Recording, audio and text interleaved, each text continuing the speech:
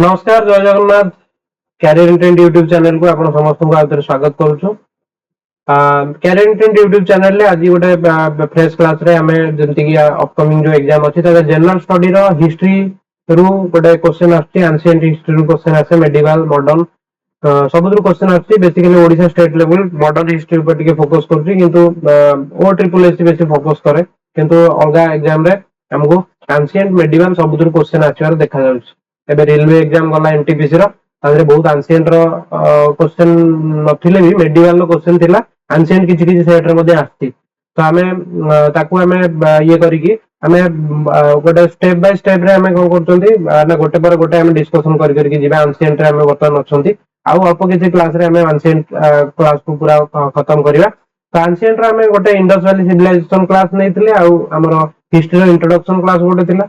आज क्लास रे हमें डिस्कशन करिया चाहउछंती वैदिक एज आउ अर्ली वैदिक एज आउ लैटर वैदिक एज वैदिक वैदिक युग तो वैदिक युग रे कोन कोन चाली चलन थिला कोन कोन सेतले सब सिस्टम थिला तो सेही सब विषय रे हमें आज डिस्कशन करिया। तो चलंत हमें हिस्ट्री रो वैदिक एज वाला पार्ट को हमें आज कवर अप करिया।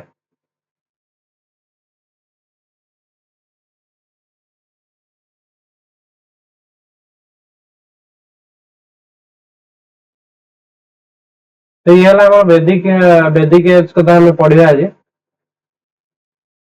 एटा देखि पाछंती वेद युग थिला त जाग यज्ञ अग्नि रो पूजा ये सब थिला सेतले ता पूर्वरु जो थिला सेतले हमें इंडस वैली कथा पढ़िथिले अग्नि को से माने भाबुथिले देवता को सहित डायरेक्ट कनेक्शन अछि बोली। तो आज हमें वैदिक एज को हमें जनरली वेद युग को हमें मोस्टली दीटा पार्ट रे हमें डिवाइड करछन गोटा अर्ली वैदिक एज जोटा कि होची टिके स्टार्टिंग स्टार्टिंग जो थिला आ गोटे लैटर वैदिक एज करके हमें दीटा पार्ट रे ताको डिवाइड करछन। अर्ली वैदिक एज रे कोन कोन चाली चलन थिला आ लैटर वैदिक एज रे कोन कोन सब सिस्टम आथिला वेदर टाइम रे सेही सब विषय आज हमें डिस्कशन करिया। तो कोन देखिया अबाउट 1500 रु 1500 बीसी ख्रीष्ट पूर्व 1500 रु 1000 बीसी पर्यंत चलतिला हमर अर्ली वैदिक एज 1000 बीसी रु 600 बीसी पर्यंत हमर थिला लैटर वैदिक एज आउ अर्ली वैदिक एज रे जो वेद केवल डेवलप हेतिला से होजे केवल ऋग्वेद जोटा कि प्राइमरीली डेवलप हेतिला प्राइमरी सोर्स थिला ऋग्वेद। वेद कथा हमें पढ़िया डिटेल रे वेद विद वर्ड रो आछि जार मीनिंग होची नॉलेज आ सुनी सुनी मन रखले ताको श्रुति बोली कहउतले ए कथा सब अछि हम आगु पढ़िया। अदर वेद गुडा पछर आसिला जे कि के ना सामवेद आसिला यजुर्वेद आसिला अथर्व वेद आसिला तापर ब्राह्मण आसिला आरण्यक आसिला उपनिषद ये सब होचन वेदर पार्ट गुडा सब आसिले उपनिषद से सब आसिले वेदर सब सब पार्ट डिवाइड हेगी आसिले। तो नेक्स्ट ला जेतले अर्ली वैदिक एज थिला से अर्ली वैदिक एज रे सेटलमेंट कोड थिला मेनली होची सप्त सिंधु एरिया बा जोटा हमर पंजाब एरिया से पंजाब हरियाणा एरिया रे सेही जोन ने हमें जो हमर ईस्टर्न वेस्टर्न साइड रे हमें रहउतले मेनली नॉर्थ वेस्टर्न साइड रे सेठी मेनली थिला पाकिस्तान साइड रे जोटी इंडस वैली सिविलाइजेशन थिला सेठी थिला काई ना सेठी इंडस नदी आ ता सहित पांचटा नदी थिला जोटा पंजाब बोली कहउचंती। तो सेही एरिया बेस्ट थिला रहया पई प्लस खाद्य से माने सब संग्रह करिकि खाउतले तो कल्टीवेशन टाइम भी बेस्ट थिला सेठी पई सेठी से माने बसवास करतले किंतु लैटर वैदिक एज रे से माने आयरन रो यूज जानले आयरन गुडा बेसी मिलुतला को पटरे हमर जो हमर बिहार साइड रे राइट साइड आडे हम पळेले भाई आपरो राइट साइड देखियो यदि जोटा कि हमर पूरा ईस्टर्न নহले भी सेही पट साइड को पळेले बिहार सेही जोन रे प्राय तो देखा गला जोटा कि गंगा जमुना उत्तर प्रदेश आ सेही साइड को पळेले गंगा जमुना रो दोआब दोआब माने गंगा जमुना रो जो डेल्टा अछि बा जोटी हमर समतल भूमि अछि उर्वर समतल भूमि सेही जोन को से माने जाईकी बसवास करले को तळे लैटर वैदिक एज आसिला। पुणी देखिबा आउ किछि जिंस जेंति कि चाइल्ड मैरिज कथा नथिला केतळे न जेतळे अर्ली वैदिक एज थिला चाइल्ड मैरिज जो बाल्य विवाह प्रथा नथिला किंतु जेतळे लैटर वैदिक एज आसिला तेतळे चाइल्ड मैरिज जोडा कॉमन हे गला विवाह प्रथा जोडा बाल्य विवाह प्रथा कॉमन करा गला ता छोडा रिलीजियस बोली धर्म कथा केतळे उठी नथला किंतु आसिला केतळे धर्म कथा एक्जिस्टेंस ऑफ रिलीजियस आसिला केतळे लैटर वैदिक एज रे। सेंदी गोत्र सिस्टम कथा देखिबा तेतळे हमर गोत्र सिस्टम नथिला केतळे अर्ली वैदिक एज रे किंतु लैटर वैदिक एज रे गोत्र सिस्टम आसी गला। हमें देखिबा नेक्स्ट स्लाइड रे अछि ऑक्युपेशन मेनली ताकर थिला कोन एग्रीकल्चर थिला मेन ऑक्युपेशन किंतु एग्रीकल्चर माने केवल क्रॉप्स करिवा होची क्रॉप गुडा को हमें प्रोडक्शन करिवा थिला କିନ୍ତୁ ଅକୁପେସନ ଏମାନଙ୍କର ଆସିଲା ମିକ୍ସଡ କଲ୍ଟିଭେସନ। ମିକ୍ସଡ କଲ୍ଟିଭେସନ କଣ ନା ଯୋଉ ଆମର ଆଗ୍ରିକଲଚର ସହିତ ପଶୁପାଳନ କଥା ବି ଆସିଗଲା କେତେବେଳେ ଡୋମେଷ୍ଟିକ ଆନିମଲ ମାନଙ୍କୁ ବି ରଖିବା ଜାଣିଲେ ସେମାନେ, ଗାଈ ଗୋରୁ ଆକୁ ସବୁ ପୂଜା କଲେ। ଗାଈ ସେତେବେଳେ ବହୁତ ପାୱାରଫୁଲ ଥିଲା, ଆଉ ଗାଈକୁ ସେମାନେ ଦେବତା ବୋଲି ପୂଜା କରୁଥିଲେ। ଗାଈ ସେତେବେଳେ ଗୋଟେ ବହୁତ ମାନେ ସମ୍ପତ୍ତି ବୋଲି କହୁଥିଲେ, ଗୋଟେ ବହୁତ ବଡ ସମ୍ପତ୍ତି ବୋଲି ଗାଈକୁ ମାନୁଥିଲେ ସେ ଟାଇମରେ। ସେ ବିଷୟରେ ବି ଡିସ୍କସନ କରିବା ଆଗକୁ ମେ ବି ସ୍ଲାଇଡ୍ ରେ ଅଛି। ତାପରେ ଆଉ କଣ ରହିଲା ଆମର women were head of the family. Village ର ଓମେନ ମାନେ ହେଡ୍ ଥିଲେ, କିନ୍ତୁ ଲାଟର ବେଦିକ ଏଜରେ ଓମେନ ମାନଙ୍କୁ ଟିକେ ତଳକୁ ରଖିକି ଲୋୟର ପୋଜିସନ କୁ ଗଲେ। ଆଉ ଗ୍ରାମଣୀ ବା ଗୋପତି ମାନେ ଥିଲେ କଣ ଭିଲେଜର ମୁଖ୍ୟକୁ କଣ କୁହାଗଲା, ଗ୍ରାମିଣୀ କୁହାଗଲା। ଓଡିଆ ବହିରେ ଯଦି ଦେଖିବେ ପୁରା ଏମିତି ଲେଖା ହେଇଛି ଗ୍ରାମିଣୀ ବା ଗୋପତି, ସ୍କୁଲ ବହିରେ ଗୋପତି ବୋଲି ତାଙ୍କୁ କୁହାଗଲା। ସିଏ ହେଲେ ଗାଁର ମୁଖ୍ୟ। କିନ୍ତୁ ଲାଟର ବେଦିକ ଏଜରେ ଏମାନେ ଥିଲେ। ଆର୍ଲି ବେଦିକ ଏଜରେ କୋଉମାନେ ଥିଲେ ନା ଭିଲେଜ ର ଯୋଉମାନେ ଫିମେଲ ମାନେ ହେଡ୍ ଥିଲେ। ପିପୁଲ ଆର୍ ଡିଭାଇଡ ଇନଟୁ 3 କ୍ଲାसेस। ଯେତେବେଳେ ଆର୍ଲି ବେଦିକ ଏଜରେ 3ଟା କ୍ଲାସରେ ଡିଭାଇଡ ହେଇଥିଲେ, ଗୋଟେ ଥିଲେ ଫାର୍ଷ୍ଟ କ୍ଲାସ, ଗୋଟେ ଥିଲେ ସେକେଣ୍ଡ କ୍ଲାସ, ଆଉ ଗୋଟେ ଥାର୍ଡ କ୍ଲାସରେ ବା ପ୍ରଥମ ଶ୍ରେଣୀ ଆଉ ଦ୍ୱିତୀୟ ଶ୍ରେଣୀ, ତୃତୀୟ ଶ୍ରେଣୀ, ତିନିଟା କାଟାଗୋରୀରେ ଡିଭାଇଡ କରାଯାଇଥିଲା। ସେତେବେଳେ ମେନଲି ଆରିଆନ ମାନେ ଥିଲେ। ଆରିଆନ ମାନେ ଆର୍ଯ୍ୟ ମାନେ, ଯୋଉମାନେ ଆମେ ଷ୍ଟ୍ରଙ୍ଗଲି ତ ଏଭିଡେନ୍ସ ନାହିଁ କିଛି ଆରିଆନ ମାନେ କୋଉ କୋଉଠୁ ଆସିଥିଲେ କେମିତି ଆସିଥିଲେ, କିନ୍ତୁ ହିଷ୍ଟୋରିଆନ ମାନେ କିଛି କିଛି ମତ ଦିଅନ୍ତି ସେମାନେ ଏଠିକାର ଅଧିବାସୀ ନଥିଲେ। ଆରିଆନ ମାନେ ଆସିକି ଆମର ଯୋଉ ଇଣ୍ଡସ୍ ଭ୍ୟାଲି ସିଭିଲାଇଜେସନ ଯୋଉମାନେ ଥିଲେ ସେମାନଙ୍କୁ ମାରି ଦେଇକି, ଯୋଉଟା ଆମେ ପଢିଥିଲେ ଇଣ୍ଡସ୍ ଭ୍ୟାଲି ସିଭିଲାଇଜେସନ, ସେମାନେ ଏଇ ଜାଗାରେ ରହିଥିଲେ। କାହିଁକିନା ସେଠି ଭଙ୍ଗା ହାଡ ବୋନ ସବୁ ମିଳିଛି। ତ ସେଇ ଆରିଆନ ମାନଙ୍କୁ ମେନଲି 3ଟା ପାର୍ଟରେ ଡିଭାଇଡ କରାଯାଇଥିଲା। ଗୋଟେ ହେଲା ପ୍ରଥମ ଶ୍ରେଣୀ, ଦ୍ୱିତୀୟ ଶ୍ରେଣୀ। ପ୍ରଥମ ଶ୍ରେଣୀରେ କିଏ ରହୁଥିଲେ ନା ରାଜା ରହୁଥିଲେ, କିଙ୍ଗ, ଆଉ ରୟାଲ ସର୍ଭେଣ୍ଟସ ମାନେ ରାଜ କର୍ମଚାରୀ। ରାଜା ରହିବେ ପ୍ରଥମ ଶ୍ରେଣୀରେ, ରହିଲେ ରାଜା, ରାଜ କର୍ମଚାରୀ ମାନେ ରହିଲେ। ତା ସହିତ ଆଉ କିଏ ରହିଲେ ନା ୱାରିୟର୍ସ, ଯୋଉମାନେ ଯୁଦ୍ଧ କରିବେ। ସୋଲଜର, ୱାରିୟର୍ସ ରହିଲେ, ଯୁଦ୍ଧ କାମରେ ଯୋଉମାନେ ସାହାଯ୍ୟ କରିବେ ସେମାନେ ରହିଲେ। କିନ୍ତୁ ସେକେଣ୍ଡ ଶ୍ରେଣୀରେ କିଏ ରହିଲେ, ଦ୍ୱିତୀୟ କ୍ଲାସରେ ପୁରୋହିତ ମାନେ ପ୍ରିଷ୍ଟ ମାନେ ରହିଲେ, ଯୋଉମାନେ ବ୍ରାହ୍ମଣ କ୍ୟାଟାଗୋରୀ ରହିଲେ। ସେକେଣ୍ଡ ପୁରୋହିତ ମାନେ ରହିଲେ। ବ୍ରାହ୍ମୀଣ ଲେଖା ହେଇନି ଏକ୍ସାକ୍ଟଲି, ବ୍ରାହ୍ମୀଣଟା ଆମେ ଯେତେବେଳେ ଲାଟର ବେଦିକ କଥା ଆସିଲା ସେତେବେଳେ ହେଲା। ସେଠି ପ୍ରିଷ୍ଟ ମାନେ ପୁରୋହିତ ମାନେ ଯୋଉମାନେ ରାଜାଙ୍କର ପୂଜା ପାଠ କରୁଥିଲେ, ସେମାନେ ରହିଲେ କୋଉଥିରେ ନା ଦ୍ୱିତୀୟ ଶ୍ରେଣୀରେ। ତୃତୀୟ ଶ୍ରେଣୀରେ କିଏ ରହିଲେ ନା କମନ ପିପୁଲ ରହିଲେ, ଯୋଉମାନେ ସାଧାରଣ ଲୋକମାନେ ବସବାସ କରୁଥିଲେ, ରାଜ୍ୟର ଲୋକ ଥିଲେ, ପ୍ରଜା ଥିଲେ, ସେମାନେ ରହିଲେ ତୃତୀୟ ଶ୍ରେଣୀ। ତାହେଲେ 3ଟା ଶ୍ରେଣୀ ରହିଲା। ପ୍ରଥମ ଶ୍ରେଣୀରେ ରହିଲେ କିଏ, ରାଜା ଆଉ ରାଜ କର୍ମଚାରୀ ଆଉ ୱାରିୟର୍ସ ଯୋଉମାନେ ଯୁଦ୍ଧ କରିବେ।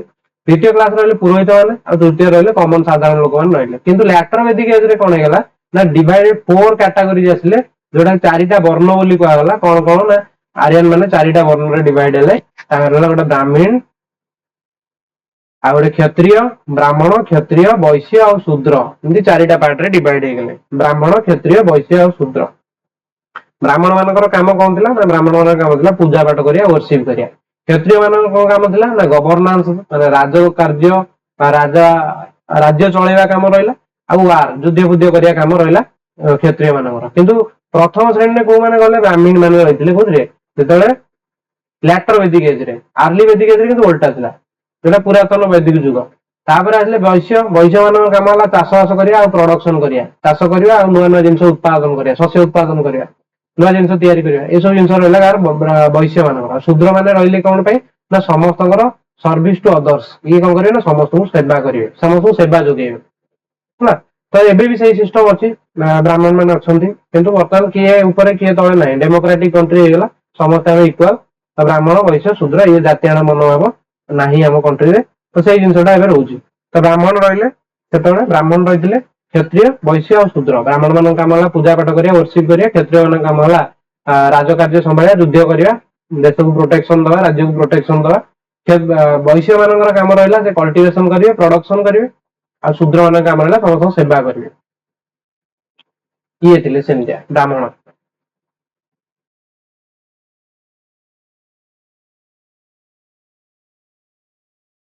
ବ୍ରାହ୍ମଣ ରହିଲେ ପୁରୋହିତ, କ୍ଷତ୍ରିୟ ମାନଙ୍କର ଯୁଦ୍ଧ କାର୍ଯ୍ୟ ଆଉ ରାଜ୍ୟ କାର୍ଯ୍ୟ ମାନେ କିଙ୍ଗ ହେବେ ସେମାନେ କ୍ଷତ୍ରିୟ ମାନେ। ଆଉ ବୈଶ୍ୟ ମାନେ ରହିଲେ କଲ୍ଟିଭେସନ ଆଉ ପ୍ରଡକ୍ସନ, ଆଉ ଶୂଦ୍ର ରହିଲେ ସମସ୍ତଙ୍କର ସେବା କରିବେ। ଇଏ ରହିଲା କଥାଟା। ନେକ୍ସଟ ଯଦି ଆମେ ଆଉ କିଛି ଡିସ୍କସନ କରିବା, ଆର୍ଲି ବେଦିକ ଏଜରେ କଣ ଥିଲା ନା ନଲେଜ ଅଫ ଏଭ୍ରି ମେଟାଲ, ସବୁ ମେଟାଲ ୟୁଜ ଜାଣିଥିଲେ। ମୁଁ କହୁନଥିଲି ସେମାନେ ରହୁଥିଲେ କୋଉ ପଟେ, ଇଣ୍ଡସ ଭ୍ୟାଲି ସାଇଡରେ ରହୁଥିଲେ। ସବୁ ମେଟାଲର ବ୍ୟବହାର ଜାଣିଥିଲେ। आयरन व्यवहार जानी नथिले किंतु जेतबे लैटर वैदिक एज आसिला सेमाने आयरन मेटल व्यवहार शिखिले आयरन मेटल सेमाने ताकर वेपन तयारी कले अस्त्र शस्त्र सब तयारी कले आउ शिकार कले ए सब कथा आसिला केतबे ना जेतबे लैटर वैदिक एज आसिला सेमाने काहाकू मेनली अर्ली वैदिक एज रे काहाकू पूजा करथले ना अग्नि अग्नि को पूजा करथले अग्नि को काई पूजा करथले ना सेमाने भाबुथले अग्नि होची इंटरमीडिएट आमे डायरेक्टली तो भगवान के सहित मीट करि पारनांती किंतु आमे तो जाग यज्ञ करचंती जोतरे आमे अग्नि यज्ञ करचंती तो अग्नि ऊपर को जाउची आ विश्वास थिला ईश्वर कोड रहउचंती ना ऊपर रहउचंती ईश्वर सर्वत्र विद्यमान किंतु ईश्वर स्वर्ग बोली गोटे जगह ऊपर अछि बोली भाबिकी अग्नि बा पूजा पाठ करा होतला जोतरे अग्नि होची गोटे इंटरमीडिएट बा गोटे मध्यस्थी थिला का भितर ना आमे लोक मानक भितर आ भगवान भितर बोली एटा विश्वास करा होतला किंतु लैटर वैदिक एज जेतबे आथिला तबे ब्रह्मा विष्णु आ महेश्वर आमे पाठ पढ़ा आरंभ कले पढ़ी छुइले ब्रह्मा विष्णु महेश्वर कहिकी आरंभ करंती तो सेही मानकठो आरंभ हेगला जे वर्शिप कला प्रथम लैटर वैदिक एज रे काहा को वर्शिप कले ना ब्रह्मा विष्णु महेश्वर को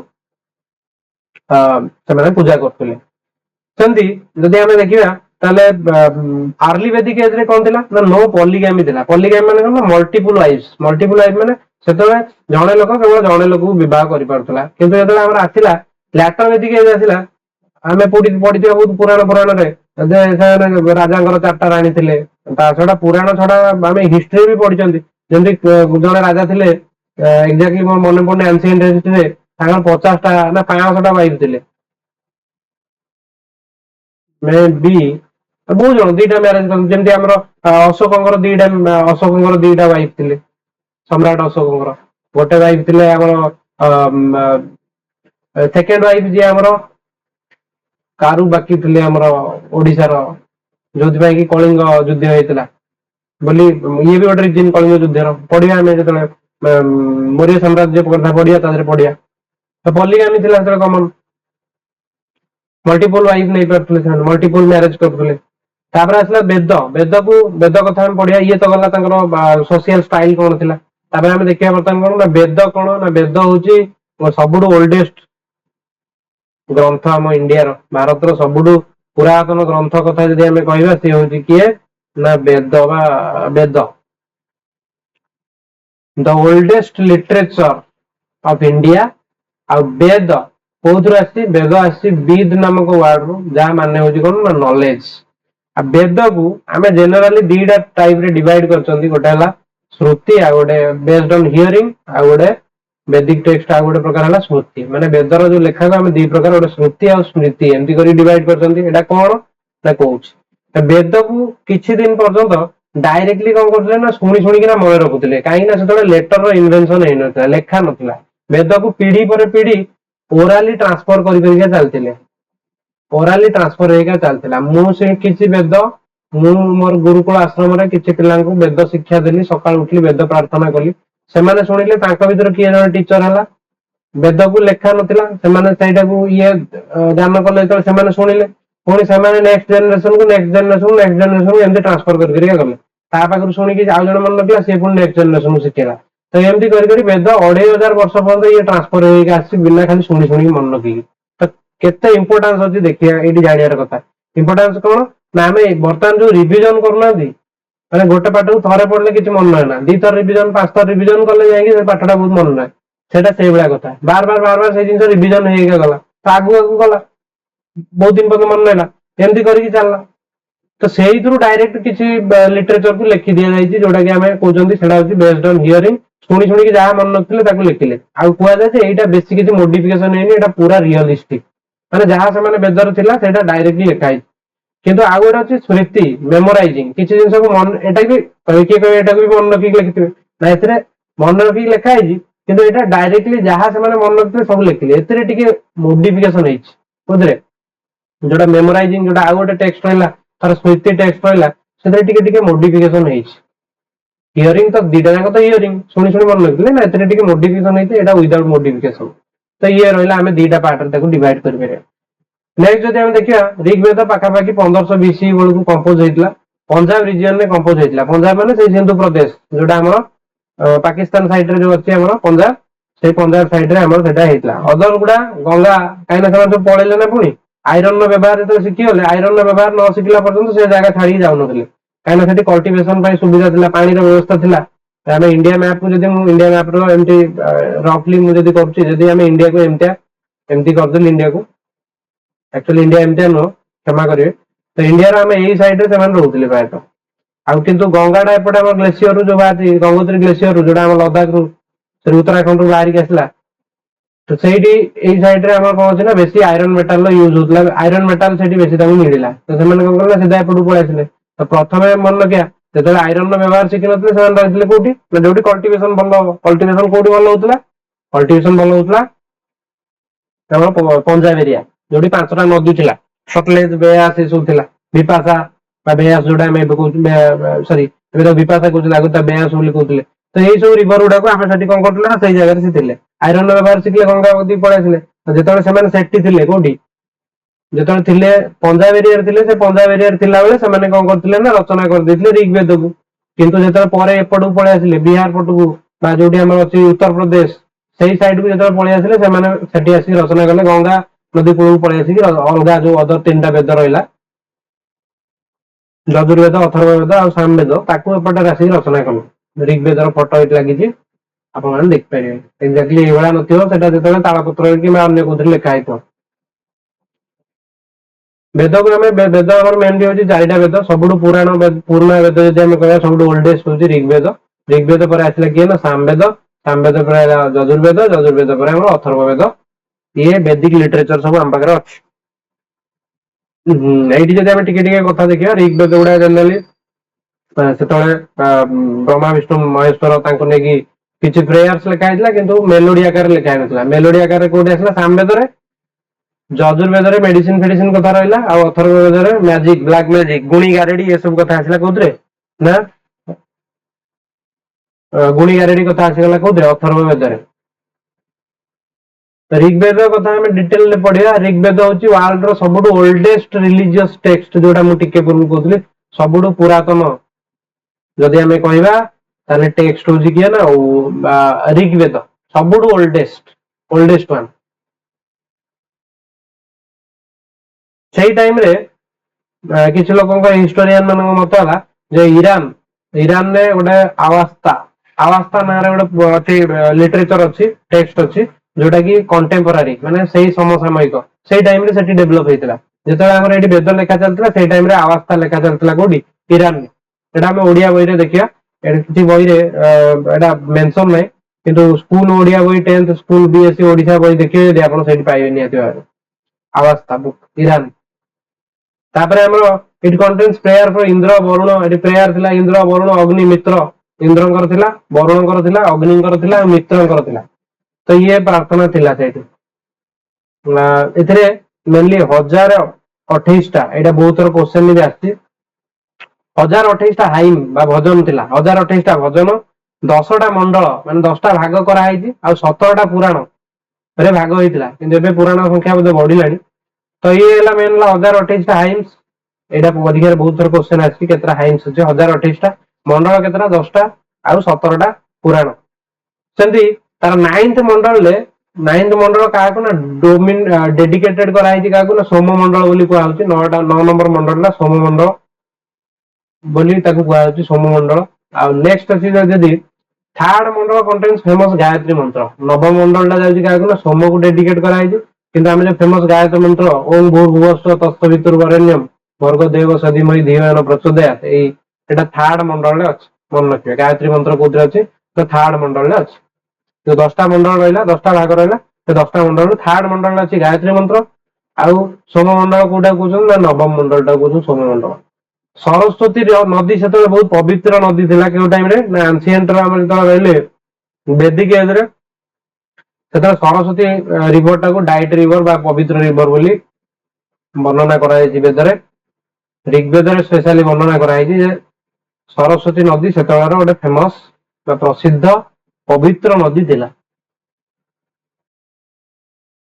देन आम सामवेद कथा डिस्कसन करवा तो सामवेद हूँ कौन ये हूँ सामवेद सामवेद डिराइव फ्रॉम समन समन माने हूँ मेलोडी तो सामवेद जो वर्ड साम वर्ड कौट डिराइव होती साम माने समन वर्ड रु डिराइव होती आ समन माने हूँ जोटा आम देखुं मेलोडी मेलोडी माने म्यूजिक तो म्यूजिक माने संगीतमय प्रार्थना एक्जाक्टली बही एमती लिखा है संगीतमय प्रार्थना संगीतमय प्रार्थना माने संगीत भलिया प्रार्थना लिखा हला जोटा कि ऋग्वेद नथिला। नेक्स्ट आसला ऑल द प्रेयर्स वेद पाठ जो हुए आपण वेद पाठर स्टाइल पढ़ियार स्टाइल टिके सुनिबे मस्त लागे। All prayers are written in music और ध्रुपद राग से जो राग यूज कराई राग ताल ये सब था ना तो राग जो व्यवहार कराई ध्रुपद राग रे लिखा है कोटा तो म्यूजिक गुड़ा ध्रुपद राग रे बोला जाए जोटा आप शुणिबे निहाती वेद केमती पाठ करा जाए बढ़िया लगे सेटा तो देखिए वेद पाठ कला बेले सेटा ध्रुपद राग रे लिखा है। नेक्स्ट आसो यदि यजुर्वेद कथा आम चिंता करिया यजुर्वेद रे रिलीजियन धर्म वर्शिप पूजा कथा रिचुअल्स कर्म विधि एटा सब कथा लिखा है कर्म कौन रहा दरकार आउ पूजा पाठ केमती करा जाए पूजा पाठ विधि धर्म विषय रे लिखा है हमको कोठी यजुर्वेद रे लिखा है। It is a deals with medicine औषध कथा भी एथरे अछि जोटा मैं आउ टिके पूर्व कहूली मेडिसिन फेडिसिन विषय रे हमें लिखा है जो आयुर्वेद कथा ये हमर अछि कोदरे आ सेठी तो केमिकल मेडिसिन कथा नथिबो एबे जो एलोपैथिक अछि एठी आयुर्वेदिक मेडिसिन कथा नियति भाव लिखा है तो गछ चेर मुड़ी का केमती व्यवहार करि परिया रोग रो मुक्ति पाया पे से सब जिंस लिखा है को डील्स विथ आ बहुत काम भी करे डील्स विथ मेडिसिन मेडिसिन सहित डील करे एटा क्वेश्चन आसे मन रखते रिलीजियन सहित धर्म सहित ताले हमें गोटे गोटे जिंस मन रखा ऋग्वेद जे रहला ऋग्वेद रे कोन रहला ना ऋग्वेद रे केवल रहला मंत्र मंत्र गुड़ा रही साइंस रही भजन रही कि मेलोडी आकार लिखा है नथिला मेलोडी माने पद बढ़िया लिखा है कौन जो आम आसला सामवेद साम मान समन वार्ड आसे जहाँ मान हूँ म्यूजिक तापर आम आसला यजुर्वेद जो पूजा पाठ रिचुअल्स कर्म विधि ये सब कथा रहा मेडिसिन कथा रहा कौन आमर it deals with sacrifice also sacrifice माने जो आम कहते सेटा कौन सैक्रिफाइसेस माने जोटा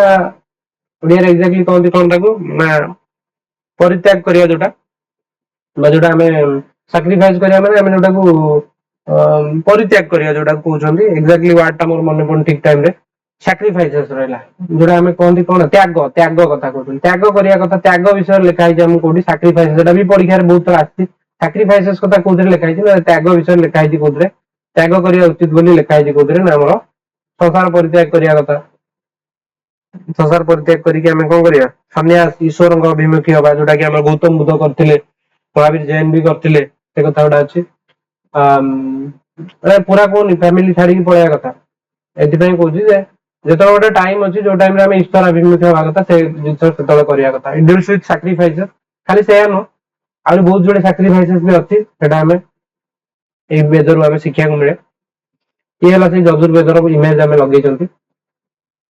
लास्ट वन जो अथर्ववेद कथा चिंता करिया अथर्ववेद रे मंत्र टू रिमूव इविल स्पिरिट्स जो ब्लैक मैजिक फैक मैजिक आदि का दुनिया रे चलती आदि का डेट रे चलती से ब्लैक मैजिक फैक मैजिक कथा गुड़ा हमर इधर थिला गुणी गारेडी तंत्र विद्या ये सब कथा कोथे थिला ना अथर्ववेद रे remove evil spirits and disease एथे भी डिजीज जो झड़ा फुंका कथा भी एथे सब अछि कैरीज ब्लैक मैजिक फार्मूला सब अछि इविल स्पिरिट रो रिमूव करिया पय डिजीज रो रिमूव करिया पय ये सब जिंस हमको मिलियो कोथरे ना अथर्ववेद रे मिलियो चारटा वेद कथा पड़ी गले अदर इनफॉरमेशन हमें वैदिक एज विषय यदि जानिया चाहिए राष्ट्र से राष्ट्र को जनपद आम पर जानिया जे आम जनपद जो आसला जनपद 16टा महाजनपद थिला सेतेबेले तो जनपद रे व्यवहार कराइला राष्ट्र बा गोटे रीजन को बा गोटे स्टेट को आम जनपद रे डिवाइड करथिले जन अर्थात कोन जन अर्थ मनीष बा लोक पद अर्थ फूट कहीं केमतिया ना दिया ना आगुर लोक मैंने एपट सेपट सेपट एपट जाजावर जीवन यापन करथिले सेही टाइम रे प्रथम करी आरंभ कले गोटे जगह रही आरंभ कले बासगृह स्थापन कले सेही रहिले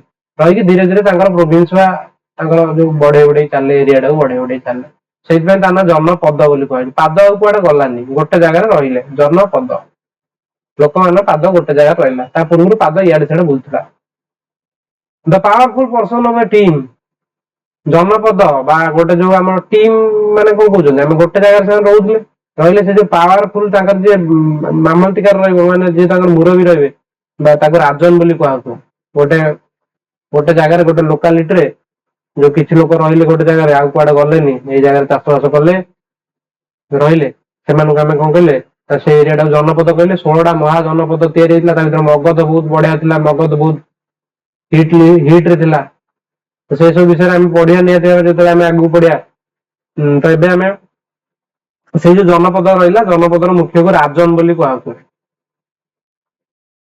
आउ head of the family head जे थिले ताकू कुलप बा पिता बोली कहउतला कुलप कहउतला फैमिली हेड को कुलप बा पिता कहउतला ରାଜନ କାହାକୁ କୁହାଯାଉଥିଲା ନା ଯିଏ ପୁରା ଆମର ଅଞ୍ଚଳର ମୁଖ୍ୟକୁ ରାଜନ ଆଉ ଫ୍ୟାମିଲିର ହେଡ୍ କୁ ଆମେ କୁଳପୋକା ପିତା ବୋଲି କହୁଥିଲେ।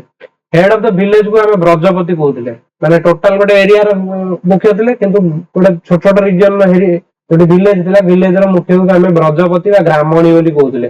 ବ୍ରଜପତି ବା ଗ୍ରାମଣୀ କାହାକୁ କହୁଥିଲେ? ଭିଲେଜ ହେଡ୍ କୁ ବ୍ରଜପତି ବା ଗ୍ରାମଣୀ ବୋଲି କହୁଥିଲେ। ଏଇ ୱାର୍ଡ ଟା ବହୁତ ଆମେ ଦେଖିଛନ୍ତି କ୍ରିଷ୍ଣା ସିରିଏଲ ରେ ୟୁଜ ହୁଏ, ବ୍ରଜପତି ଏସବୁ କଥା ୟୁଜ ହୁଏ।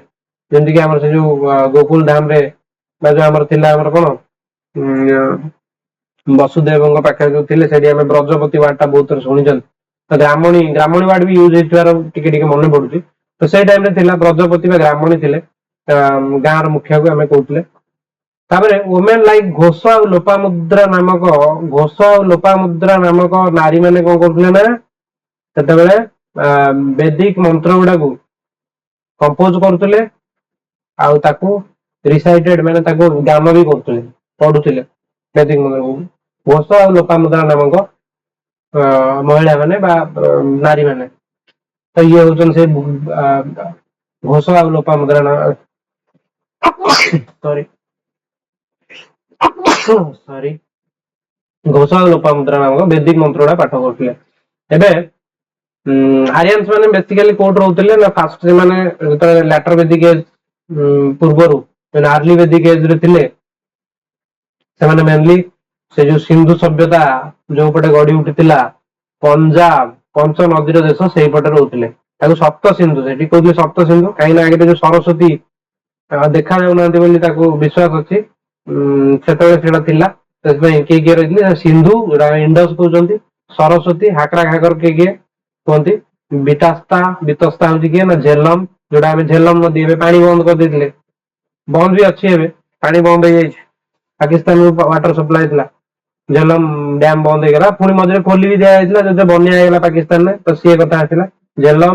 ତାପରେ ଆମର କଣ ହେଲା ଚନ୍ଦ୍ରଭାଗା ନଦୀ ବା ଯୋଉଟାକୁ ଆମେ ଚେନାବ ବୋଲି ଏବେ କହୁଛନ୍ତି, ଇରାବତୀ ଯୋଉଟାକୁ ଆମେ ରାବି ବା ରବି ବୋଲି କହୁଛନ୍ତି, ରାବି ନଦୀ ବା ରବି ଆମେ କହୁଛନ୍ତି। ତାପରେ ବିପାଶା ବା ବେୟାସ ଏବେ ତା ନା, ଆଉ ଶତଦ୍ରୁ ବା ସତଲେଜ, ଏମାନଙ୍କୁ ସପ୍ତ ସିନ୍ଧୁ ବୋଲି କୁହାଯାଏ।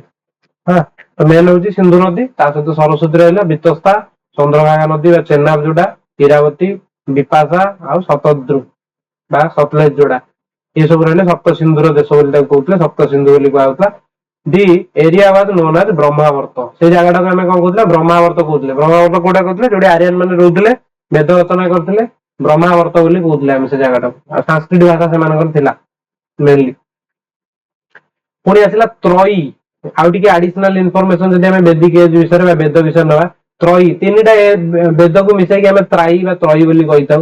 ସେ ତ୍ରୟୀ କିଏ ନା ସେ ହଉଛନ୍ତି ବେଦ ତିନିଟା, ଋଗ୍ ବେଦ, ଯଜୁର୍ବେଦ, ସାମବେଦ। ଅଥର୍ବ ବେଦଟା ଛାଡିଦେବେ ଯୋଉଟାରେ ମ୍ୟାଜିକ ଫ୍ୟାଜିକ ବ୍ଲାକ ମ୍ୟାଜିକ ଫ୍ୟାକ ମ୍ୟାଜିକ ଅଛି, ଯୋଉଟା ପୁରା ଲାଷ୍ଟ ଆସିଲା, ସେଟାକୁ ଛାଡିକି ଆଉ ତିନିଟାକୁ ଆମେ ତ୍ରୟୀ ବୋଲି କହୁ। ଏଇଟା ବହୁତ ଥର କୋଶ୍ଚେନ ବି ଆସିଛି ପରୀକ୍ଷାରେ, ଯୋଉଟା ଇମ୍ପୋର୍ଟାଣ୍ଟ କୋଶ୍ଚେନ କେବେ ନା କେବେ ଆସିଛି, ମୁଁ ସେଇଟା କହି ରଖୁଛି ତାକି ଭଲ ସୁବିଧା ହବ ଆପଣମାନଙ୍କ ପାଇଁ। ତ ତ୍ରୟୀ ଯୋଉ ରହିଲା, ତ୍ରୟୀ ଆମେ କାହାକୁ କାହାକୁ କହିଲେ ନା ଋଗ୍ ବେଦ ଆଉ ଶ୍ୟାମ ବେଦ ଆଉ ଯଜୁର୍ବେଦ, ତାକୁ ଆମେ କହିଲେ ତ୍ରୟୀ। ତିନି ଜଣ ଯେହେତୁ, କିନ୍ତୁ ଅଥର୍ବ ବେଦ ଏଥିରେ ନାହିଁ। ସେମିତି ପୁରୁଷ ସୂକ୍ତ,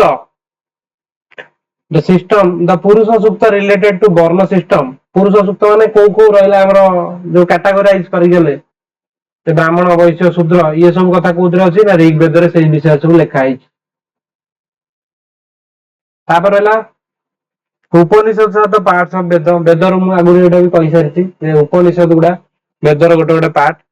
ଆଉ ଏଇଟା ବି ପରୀକ୍ଷାରେ କୋଶ୍ଚେନ ଆସିଛି, ତଳଟା ଯଦି ଦେଖିବା, ଦ ଫେମସ ଡାଇଲଗ ବିଟୁଇନ୍ ନଚିକେତା, ଯୋଉ ଆମେ ମୃତ୍ୟୁ ବିଜୟୀ ବାଳକ ବୋଲି ଗୋଟେ ଚାପ୍ଟର କୋଉ କ୍ଲାସରେ ପଢିଥିଲେ, 9th କି 10th ରେ ସ୍କୁଲ ବେଳେ, ଯିଏ ପଢିଥିବେ ଜାଣିଥିବେ, ଏବେ ବି ଥାଇପାରେ ମେ ବି। ତ ସେଇଥିରେ ଯୋଉ ଫେମସ ଡାଇଲଗ ଥିଲା, ତାଙ୍କର ଗୋଟେ ଷ୍ଟୋରି ଥିଲା, ନଚିକେତା ପଳେଇ ଆସିଥିଲେ ଯମ ପାଖରୁ ଫେରିକି, ସେ ନଚିକେତା ଆଉ ଯମରାଜ ତାଙ୍କ ବିଷୟରେ ଯୋଉ ଡିସକସନ ହେଇଥିଲା, କଥାବାର୍ତ୍ତା ହେଇଥିଲେ, ସେ ଫେମସ ଡାଇଲଗ କୋଉଥିରେ ଅଛି ନା କଥୋପନିଷଦରେ ଅଛି। ଏ କଥୋପନିଷଦ ବାଲା କୋଶ୍ଚେନ ଆସିଛି। ତାପରେ in Rig Veda period, Rig Vedic period, people mainly believe worship goddess. ସେଠି ଦେବତାଙ୍କ ଛଡା ଦେବୀଙ୍କୁ ବେଶୀ ପୂଜା କରାହଉଥିଲା କୋଉ ଟାଇମରେ, ଯେତେବେଳେ ଋଗ୍ ବେଦିକ ଏଜ ଥିଲା। ଦେବୀ କହିଲେ କିଏ?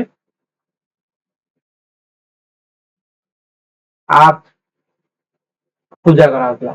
ତାପରେ ଆଉ କଣ ଥିଲା, in Rig Vedic age Saraswati river was referred to ଆଜ ମାତେ ତମା, ମାନେ ମାଙ୍କ ଭିତରେ ବେଷ୍ଟ ମଦର, ମାତେ ମାନେ ମାଙ୍କ ଭିତରେ ଉତ୍ତମ। କାହାକୁ କୁହାଯାଇଥିଲା ନା ସେତେବେଳେ ସରସ୍ୱତୀ ରିଭର, ଯୋଉଟା କି ବର୍ତ୍ତମାନ ହଉଛି ଇନଭିଜିବୁଲ ଅଛି, ଯୋଉଟା କି ଆମେ ସରସ୍ୱତୀ ରିଭର କୁ ସେତେବେଳେ କଣ କୁହାଯାଉଥିଲା ନା ବେଷ୍ଟ ମଦର ବୋଲି କୁହାଯାଉଥିଲା। ଆଉ ଦେବୀ ତମା ବୋଲି କୁହାଯାଉଥିଲା, ଦେବୀ ତମା ମାତେ ତମା, ଦେବତା ମାନଙ୍କ ଭିତରେ। ତାହେଲେ ସରସ୍ୱତୀ ନଦୀକୁ ପୂଜା କରାଯାଉଥିଲା ଗଡେସ ହିସାବରେ, ଟିକେ କରେକ୍ସନ କରିବାକୁ ଚାହିଁବି। ନେକ୍ସଟ ହଉଛି କଣ ନା ବେଷ୍ଟ ଗଡେସ ଥିଲେ ନଦୀ ତମା, ତିନିଟା କଥା ତାଙ୍କୁ କୁହାଯାଉଥିଲା ମେନଲି। ମାତେ ତମା, ମାତେ ତମା ମାନେ କଣ ମା ମାନଙ୍କ ଭିତରେ ଶ୍ରେଷ୍ଠ।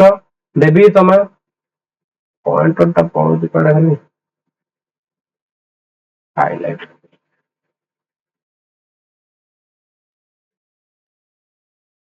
ତାକୁ ଆମେ କଣ କହୁଥିଲେ ନା ମାତେ ତମା କହୁଥିଲେ ବେଷ୍ଟ ମଦର। ଦେବୀ ତମା କହୁଥିଲେ ବେଷ୍ଟ ଗଡେସ, ଦେବୀ ମାନଙ୍କ ମଧ୍ୟରେ ଉତ୍ତମ। ନଦୀ ତମା, ନଦୀ ମାନଙ୍କ ଭିତରେ ଉତ୍ତମ, ବେଷ୍ଟ ରିଭର। ଯାହା ପଡିବ ବେଦିକ ଏଜରେ ଯିଏ ଉତ୍ତମ ପଡିବ ମାନେ ସିଏ ହେଲେ ଆମର ମାତା ସରସ୍ୱତୀ ବା ରିଭର ସରସ୍ୱତୀ, ଏଇଟାକୁ ମନେ ରଖିବେ। ନେକ୍ସଟ ଯଦି ଦେଖିବା ୱାର ଗଡ, ସେତେବେଳେ ଇନ୍ଦ୍ର ଦେବତାଙ୍କୁ ପୂଜା କରାଯାଉଥିଲା, ପୂଜା କରାଯାଉନଥିଲା, ଇନ୍ଦ୍ର ଦେବତାଙ୍କୁ ମନା ହଉଥିଲା ଯେ ଯୁଦ୍ଧର ଦେବତା କିଏ, ଯୁଦ୍ଧର ଦେବତା ହଉଛନ୍ତି କିଏ ନା ଇନ୍ଦ୍ର, ଯୁଦ୍ଧର ଦେବତା ହଉଛନ୍ତି ଇନ୍ଦ୍ରଦେବ। ଗଡେସ ଫେମସ କିଏ ହେଲେ, ଗଡେସ ଫେମସ ହେଲେ ଆମର ସରସ୍ୱତୀ ରିଭର, ସରସ୍ୱତୀ ମାତେ ତମା, ମାତେ ତମା, ଦେବୀ ତମା ଆଉ ନଦୀ ତମା। ରିଗ୍ ବେଦ ଟାଇମ ରେ ଇନ୍ଦ୍ରଙ୍କୁ କଣ କହୁଥିଲେ ନା ଗଡେସ ଗଡ କହୁଥିଲେ, କାହାର ନା ୱାର, ଯୁଦ୍ଧର, ଯୁଦ୍ଧ ପୂଜା କାହାକୁ କରିବା, ଯୁଦ୍ଧ ବେଳେ କାହାକୁ ଡାକିବା, ଇନ୍ଦ୍ରଙ୍କୁ ଡାକିବା, ଯୁଦ୍ଧ କରିବାରେ ଇନ୍ଦ୍ର, ବଜ୍ର ଥିଲା ତାଙ୍କ ପାଖରେ ନା। Basic script of Rig Veda is Brahmi, ତାହେଲେ ବ୍ରାହ୍ମୀ ଯୋଉଟା ଆମର ବ୍ରାହ୍ମୀ ଲିପିରେ ଲେଖା ହେଇଛି, ବ୍ରାହ୍ମୀ ଖରଷ୍ଟି ଏସବୁ ଲିପି ଥିଲା ନା, ତ ବ୍ରାହ୍ମୀ ଲିପି ଯୋଉ ଅଛି ବ୍ରାହ୍ମୀ ଲିପିରେ ହିଁ ଲେଖା ହେଇଛି କୋଉଟା, ବେଦଟା ମେନଲି ଲେଖା ହେଇଛି। କାଉ ଇଜ, ଏଇଟା ମୁଁ କହୁଥିଲି, କାଉ ଇଜ କନସିଡର୍ଡ ଆଜ ଅଘନ୍ୟ। ଅଘନ୍ୟ ମାନେ ଯାହାକୁ ଆମେ କଣ କରିବା ନା ତାକୁ ଅଘନ୍ୟ ମାନେ କଣ, ଯାହାକୁ ବଦ୍ଧ କରାଯାଇ ପାରିବନି, ଅଘନ୍ୟ, ଅଯୁକ୍ତ ଘନ୍ୟ, ମାନେ ଯିଏକି ବଦ୍ଧ କରିବ ମାନେ ତାକୁ ବଦ୍ଧ କରିପାରିବେ ନାହିଁ। ଡ୍ୟୁରିଂ ଦ ବେଦିକ ପିରିୟଡ, ବେଦ ଯୁଗରେ ଗାଈକୁ ମୋଷ୍ଟ ଭ୍ୟାଲୁଏବଲ ପ୍ରପର୍ଟି, ମାନେ ଗୋଟେ ମଣିଷର ସବୁଠୁ ଯଦି ଭ୍ୟାଲୁଏବଲ ପ୍ରପର୍ଟି, ତାକୁ ଅଘନ୍ୟ ବୋଲି କୁହାଯାଉଥିଲା, ଯୋଉଟା ଆମର ଟିକେ ଟାଇମ ପୂର୍ବରୁ ମନେ ପଡୁନଥିଲା, ଅଘନ୍ୟ ବୋଲି କୁହାଯାଉଥିଲା। ସେ ବଦ୍ଧର ଯୋଗ୍ୟ ନୁହଁ, ଆଉ ସେ କଣ ନା ଭ୍ୟାଲୁଏବଲ ପ୍ରପର୍ଟି ସବୁଠୁ ଥିଲା କିଏ ନା ଗାଈ। ଯଦି ପରୀକ୍ଷାରେ ଆସେ ସବୁଠୁ ଭ୍ୟାଲୁଏବଲ ପ୍ରପର୍ଟି ବେଦ ଯୁଗରେ କିଏ ଥିଲା ନା ଗାଈ। ସବୁଠୁ ଯଦି ଫେମସ ଆଉ ସବୁଠୁ ଯଦି ଉତ୍ତମ ଦେବୀ ବା ନଦୀ ଥିଲା ସେ ହଉଛି ଆମର ସରସ୍ୱତୀ ରିଭର। ଇଏ ଥିଲା ଡିଟେଲ ଏବାଉଟ ଆମର ବେଦିକ ଏଜ ବିଷୟରେ, ବେଦ ବିଷୟରେ, ବେଦ ବିଷୟରେ ବା ବେଦିକ ଏଜ ବିଷୟରେ ଆପଣମାନଙ୍କୁ ନିଶ୍ଚିତ ଭାବରେ କିଛି ଇନଫରମେସନ ମିଳିଥିବ। ଏବେ ଆମେ କନସେପ୍ଟ କ୍ଲିୟର ଗୁଡା କ୍ଲାସ ଗୁଡା କରୁଛନ୍ତି, ତାପରେ ଆମେ ଧୀରେ ଧୀରେ ଆର କ୍ୱେଶ୍ଚନ ନେଇକି ଆସିବା। ଏବେ ଆମେ କନସେପ୍ଟ ଆଗେ ବୁଝିଯିବା, ତା ଦେହରୁ ନୋଟ ଡାଉନ କରି ରଖିବେ, ତାପରେ ଆମେ କ୍ୱେଶ୍ଚନ ଡିସ୍କସନ କରିବା। ତ ଆମେ ଏବେ ଆଜି କ୍ଲାସକୁ ଆମେ ଏଇଠି ସମସ୍ତଙ୍କୁ ଥ୍ୟାଙ୍କ ୟୁ, କ୍ଲାସକୁ ଆମେ ଏଇଠି ଆଜି ୱାଇଣ୍ଡ ଅପ୍ କରିବା। ଆଶା କରୁଛି ସମସ୍ତଙ୍କୁ କ୍ଲାସଟା ନିଶ୍ଚିତ ଭାବରେ ଭଲ ଲାଗିଥିବ, କିଛି ଶିଖିବାକୁ ମିଳିଥିବ। ଯଦି କିଛି କ୍ଲାସ ରିଲେଟେଡ ଆପଣଙ୍କୁ ଫିଡବ୍ୟାକ ଦବାର ଥିବ ନିଶ୍ଚିତ ଭାବରେ এই କ୍ଲାସର ଏଣ୍ଡରେ କମେଣ୍ଟରେ ଆପଣ ଦେଇପାରିବେ। Thank you all. ଆଉ ଯଦି ଭିଡିଓ ଭଲ ଲାଗିଲା ନିଶ୍ଚିତ ଭାବରେ ଲାଇକ୍ ସେୟାର ସବସ୍କ୍ରାଇବ କରିବେ।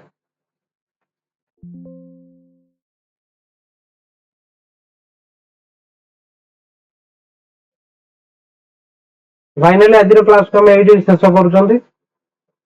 ତ ଯଦି କ୍ଲାସକୁ ଆପଣଙ୍କୁ ଭଲ ଲାଗୁଛି ତାହେଲେ ନିଶ୍ଚିତ ଭାବରେ ଟିକେ ଆଗକୁ ଫରୱାର୍ଡ କରନ୍ତୁ, ସେୟାର କରନ୍ତୁ। Thank you.